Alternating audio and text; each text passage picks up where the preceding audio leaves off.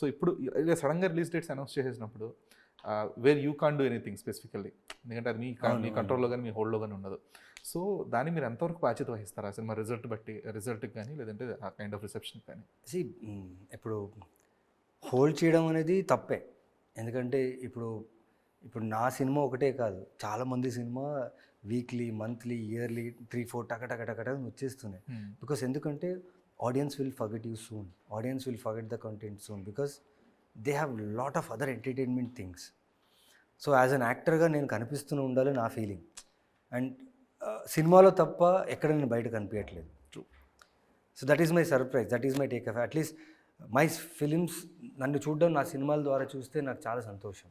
And when it's coming back to back ఇలా జరుగుతుంది, కొన్ని సడన్ చేంజెస్ ఉంటాయి. Because it's producers money and producers time. If it is working for him for any date, I should be happy first. ఒక cinema తర్వాత ఒక cinema వస్తుందా, back to back వస్తుందా నేను బాధపడ్డాను అనుకోండి, తనకు రావాల్సిన, అప్పుడు ఖర్చు పెట్టిన డబ్బులు, తనకు రావాల్సిన టైం అది వచ్చింది అనుకోండి, అంతకంటే సంతోషం ఏంటి. సో నేను మ్యాక్సిమం నేను ట్రై చేస్తాను సోషల్ మీడియాలో కానీ, లేకపోతే ఇలా వీళ్ళు ఏమైనా ఈవెంట్స్ పెడితే, ఇఫ్ ఐఎమ్ నాట్ షూట్ చేయకపోతే అది ఎలాంటి సినిమా ప్రమోషన్ అయినా నేను ఖచ్చితంగా చేస్తాను.